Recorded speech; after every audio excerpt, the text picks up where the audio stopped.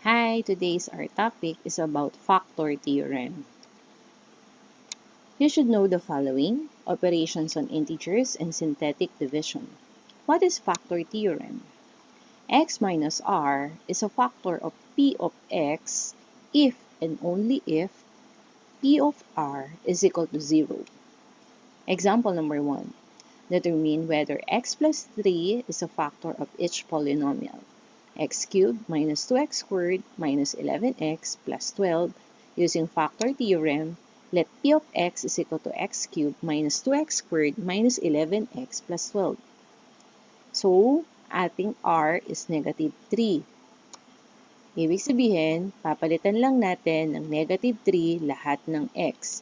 So, we have negative 3 to the third power minus 2 multiplied by negative 3 to the second power minus 11 times negative 3 plus 12. Then, simplify. P of negative 3 is equal to negative 27. Saan galing yung negative 27? Negative 3 times negative 3 times negative 3 is negative 27. Next, negative 3 squared is 9 times negative 2 is negative 18. Next, negative 11 times negative 3 is positive 33 plus 12. P of negative 3 is negative 45. Negative 27, then negative 18 is negative 45. Positive 33 and positive 12 is positive 45. Therefore, P of negative 3 is equal to 0. The remainder 0 indicates that x plus 3 is a factor of x cubed minus 2x squared minus 11x plus 12. By synthetic, we have negative 3. Get the numerical coefficient. We have 1, negative 2, negative 11, and 12. Bring down 1. 1 times negative 3 is negative 3. Negative 2 plus negative 3 is negative 5. Times negative 3 is 15. Negative 11 plus 15 is 4. Times negative 3 is negative 12. 12 plus negative 12 is equal to 0. The remainder is 0. Example number 2. Determine whether x plus 3 is a factor of 2x cubed plus x squared minus 2x plus 6. Using factor theorem, let p of x is equal to 2x cubed plus x squared minus 2x plus 6. Our p of r is equal to negative 3. Again, papalitan lang lahat natin ng x ng negative 3. So we have p of negative 3 is equal to 2 multiplied by negative 3 to the third power plus negative 3 to the second power minus 2 times negative 3 plus 6. Simplify. We have p of negative 3 is equal to negative 54. Saan galing yun? Negative 3 to the cube. Negative 3 times negative 3 times negative 3 is 27. Negative 27 times 2 is negative 54. Plus, negative 3 times negative 3 is positive 9. Negative 2 times negative 3 is positive 6. Then, plus 6. We have p of negative 3 is equal to negative 54 plus 21. Therefore, p of negative 3 is equal to negative 33. What does it mean? The remainder negative 33 indicates that x plus 3 is not a factor of x cubed minus 2x squared minus 11x plus 12. Using synthetic, so we have negative 3. Get the numerical coefficient. We have 2, 1, negative 2, and 6. Bring down 2. 2 times negative 3 is negative 6. 1 plus negative 6 is negative 5. Times negative 3 is 15. Negative 2 plus 15 is 13. Times negative 3 is negative 39. 6 plus negative 39 is negative 33. Remainder is equal to negative 33. Again, x plus 3 is not a factor kasi may remainder siya na negative 33.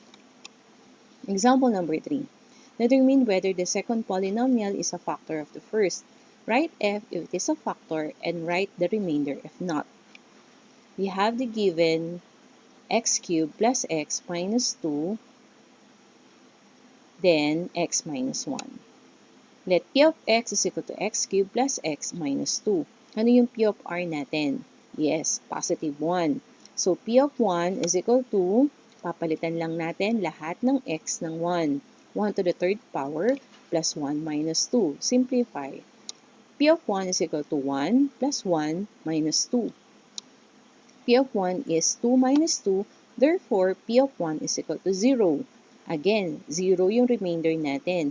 Anong sinasabi pagka naging 0 yung remainder natin? Yes, the remainder 0 indicates that x minus 1 is a factor of x cubed minus x minus 2. Synthetic. 1, numerical coefficient. 1, 0, 1, negative 2. Bakit tayo nagkaroon ng 0? Yes, may missing tayong exponent which is 2. Kaya naging 0 yung missing natin. Again, remember, ang highest degree natin ay 3, so dapat 4 na number yung may susulat natin. Bring down 1, 1 times 1 is 1, 0 plus 1 is 1, times 1 is 1, 1 plus 1 is 2, times 2 is positive 2, negative 2 plus 2 is 0. Remainder 0. Again, x minus 1 is a factor. Example number 4. Find k so that x minus 1 is a factor of 2x cubed plus kx squared minus 8x plus 3. To show that x minus 1 is a factor of p of x, p of 1 must be equal to 0. By the factor theorem, we have 2x cubed plus kx squared minus 8x plus 3 is equal to 0. Again, papalitan lang natin ng 1 lahat ng x. So we have 2 multiplied by 1 to the third power plus k 1 squared minus 8 times 1 plus 3 is equal to 0. Simplify. So we have 2 plus 1 squared is 1 multiplied by k. Negative 8 times 1 is negative 8 plus 3 is equal to 0. So combine, simplify. 2, negative 8, and positive 3, we have negative 3. So, therefore, k is equal to 3.